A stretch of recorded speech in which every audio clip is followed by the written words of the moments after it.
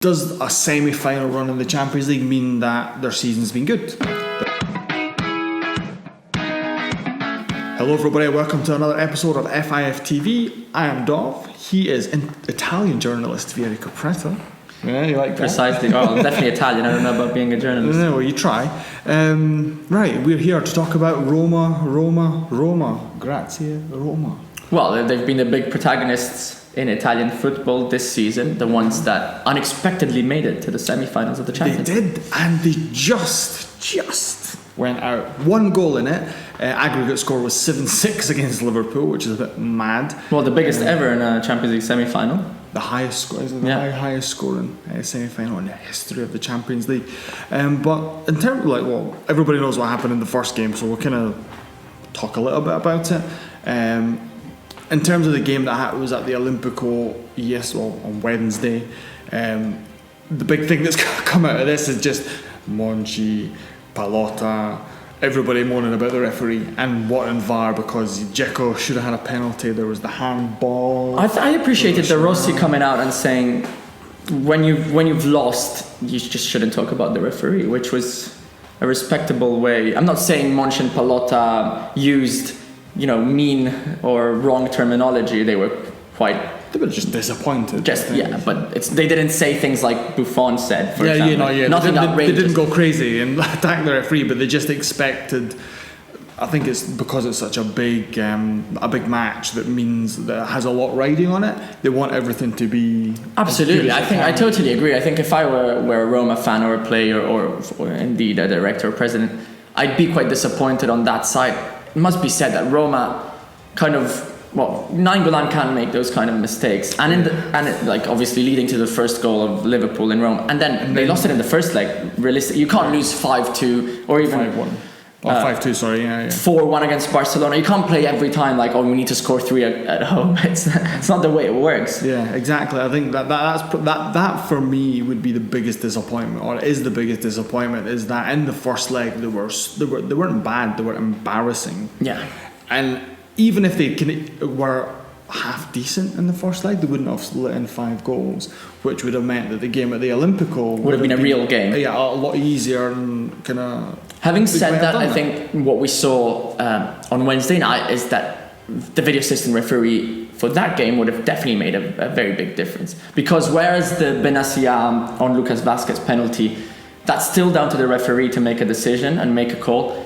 A handball like the one we saw from on the El Shaarawy shot, or even the one from Marcelo from the previous night against Bayern Munich, those are clear handballs. I don't think anyone can if you disagree on giving unnatural positions when you've got your hands like this. It's a bit kind of So the VAR would have definitely made a difference. I think this brings a good case in point for putting forward the video assistant referee in the Champions League. Yeah. Having said that, I think both Liverpool and Real Madrid deserve to be in the final. Yeah, well, Bayern Munich and Bayern Munich and Roma, they're going to have their VAR final. Well, exactly. So most people, you guys will have seen the game, see what you thought of it. But what does it mean? Does a semi-final run in the Champions League mean that their season's been good? They're third in Serie A. They'll probably finish in the Champions League spots, looks like. And they've got this far in the Champions League. That amazing win against Barcelona made it less embarrassing against Liverpool as well. So, is it good? Is it a good season? Has Di Francesco the last time Roma made it to the semi-finals of the Champions League, it wasn't even the Champions League. It was 1984. Yeah. And then they eventually lost the final. I wasn't even born. Yeah, I think I was just born. And it's a great achievement. I think nobody can doubt that. And they were only a goal away from making it to extra time against Liverpool. And they beat Barcelona, probably the best club of the decade, 3-0 with that kind of performance, conceding essentially no shots. It has to mean for something. I think this kind of season is better than what they had in the past 3 or 4, where they maybe had a better shot at winning the Scudetto, but no real big emotional game like they had last night, and more so against Barcelona. I think it will only have been worth it if they can build on it.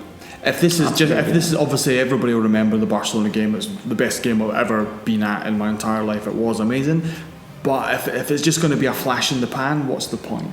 This needs to be almost like a turning point for the club, where they're like, right, we are good enough to get to semi-finals of the Champions League, so we need to build on it and then become Scudetto challengers again. I think what you, if they don't, then you can look at very recent examples. You've got Atletico Madrid and Borussia Dortmund. Borussia Dortmund from 2013, the Champions League final. They didn't really build on that a lot. They sold the key players. They then eventually lost Jurgen Klopp, and the following seasons were disappointing. Atletico Madrid made it to the Champions League final twice. They won the league. Well, Borussia Dortmund did as well, but now they're still a kind of top club. I mean, Atletico Madrid have reached that level where they're second in La Liga, they're ready to win the Europa League again, and they've stabilized themselves top end. Yeah. We'll see if Roma can do that. Well, that's the thing. The Roma have the problem that every summer they have to sell somebody. I think the extra revenue they'll get from the Champions League run will maybe mean they don't have to sell maybe 2 or 3 players and maybe one. If they sell one and buy a couple and hold on to Di Francesco, and have a proper shot at the Scudetto next season, making it perhaps to the quarterfinals of the Champions League again, that will give them a new role in European football. Yeah, but the thing is as well, because they've done so well in the Champions League, all these players like Nainggolan and Manolas and Alisson have kind of come to the attention of bigger European teams. Real Madrid want Alisson, Nainggolan and Chelsea, and Manolas and God knows who he's been linked with. But you've got all these players who are like, well, if that big enough offer comes in, Roma can't turn it down. That's the thing. Selling one will be enough, and the rest of the group can kind of be even closer together, saying, let's have a shot at winning something. I'm not hopeful, I'll say that much, because history suggests that it's never built on. Roma seem to do quite well in some cases, and then start again, do well, start, and it just seems to be a never ending. That's the, well, we'll have to find out. Yeah, we will have to find out soon. So there you go. I think that's it on Roma. So what do you think about Roma? Are they going to build on it? Are they just going to be Roma again? Has it been a good season? Let us know. Leave a little comment. So until our next video, there's nothing left for me to say apart from arrivederci.